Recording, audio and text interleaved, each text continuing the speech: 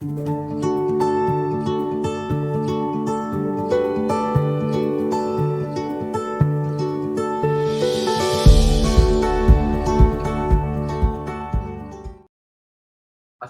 warahmatullahi wabarakatuh.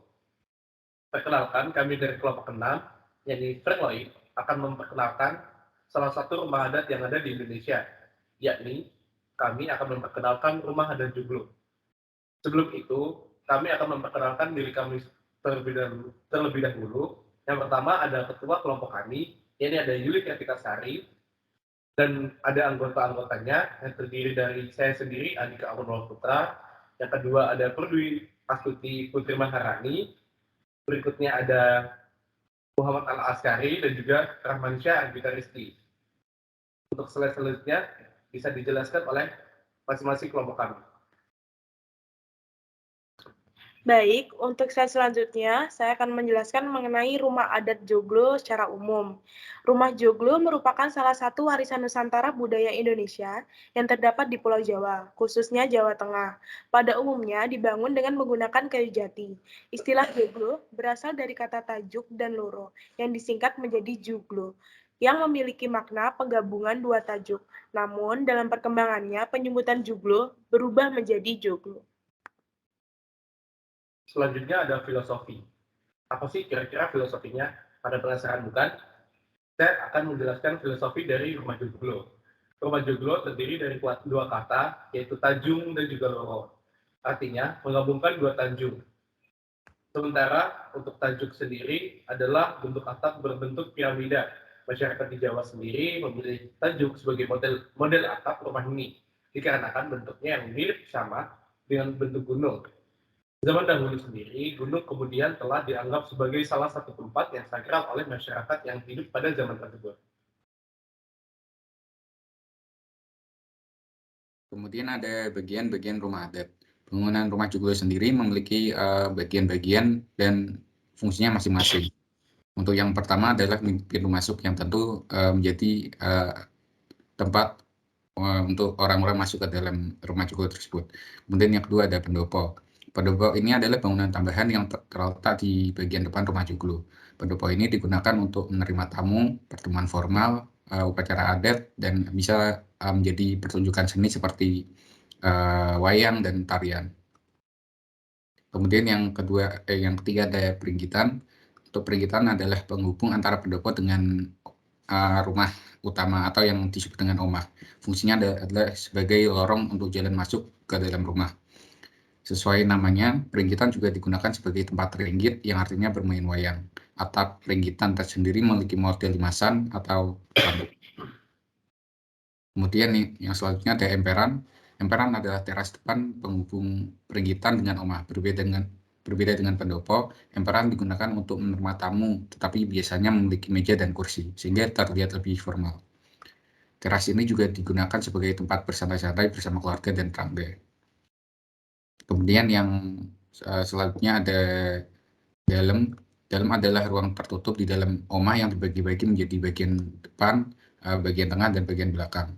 Bagian depan digunakan sebagai aktivitas keluarga, kemudian bagian tengah digunakan sebagai tempat duduk pengantin pria dan wanita saat melakukan upacara pernikahan. Kemudian bagian belakang dalam adalah kamar yang disebut dengan sentong. Untuk lebih lanjutnya, sentong sendiri merupakan bagian belakang dari dalam. Anggota keluarga biasanya tinggal di kamar yang berbeda di samping kiri dan kanan. Kedua kamar ini pun digunakan menyimpan hasil panen dan alat-alat pertanian. Kamar yang berada di bagian tengah digunakan untuk menyimpan harta keluarga yang tentunya akan sangat berharga. Kamar ini dianggap sebagai bagian rumah yang paling suci karena berfungsi sebagai tempat pemujaan Dewi Sri. Kemudian selanjutnya ada gandok. Gandok adalah bangunan tambahan yang terletak di sebelah kiri dan kanan rumah. Bangunan ini biasanya digunakan sebagai tempat tidur keluarga. Tamu yang berkunjung ke rumah pun dapat menginap di gandok ini dengan tentunya atas perizinan dari keluarga tersebut.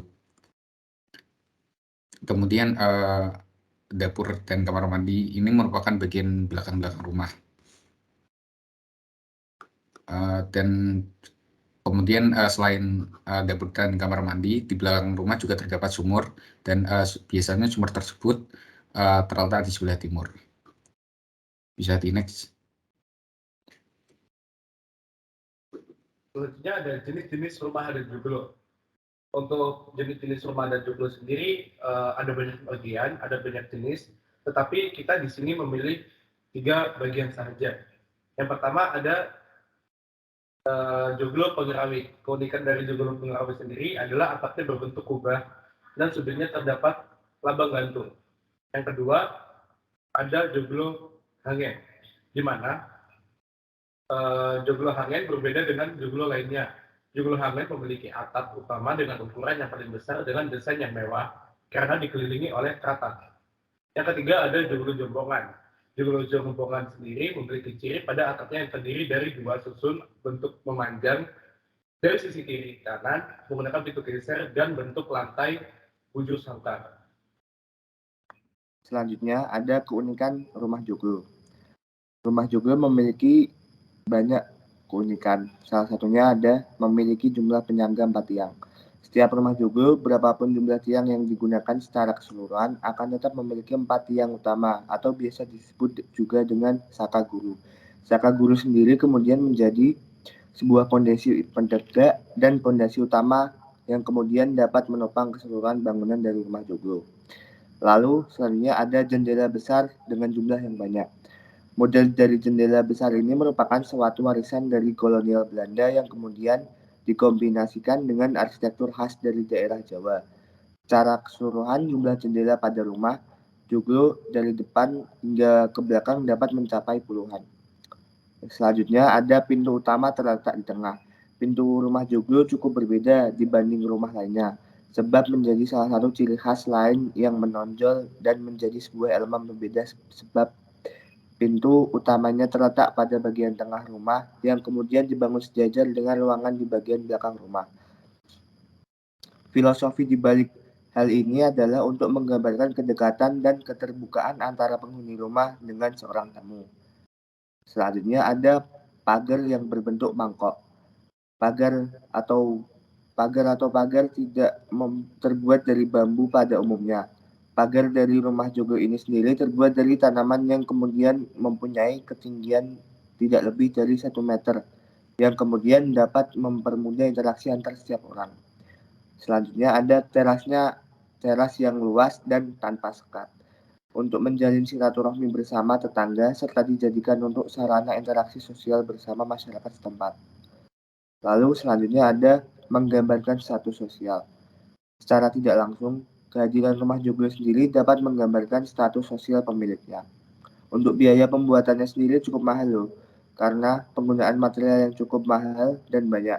Misalnya saja pada penggunaan kayu jati. Oleh karenanya, kebanyakan dari pemilik rumah joglo dapat dipastikan merupakan orang-orang dengan status sosial dan status ekonomi menengah ke atas. Baik, saya kembalikan ke MC. Baik, segitu dulu untuk penjelasan video dari kelompok kami.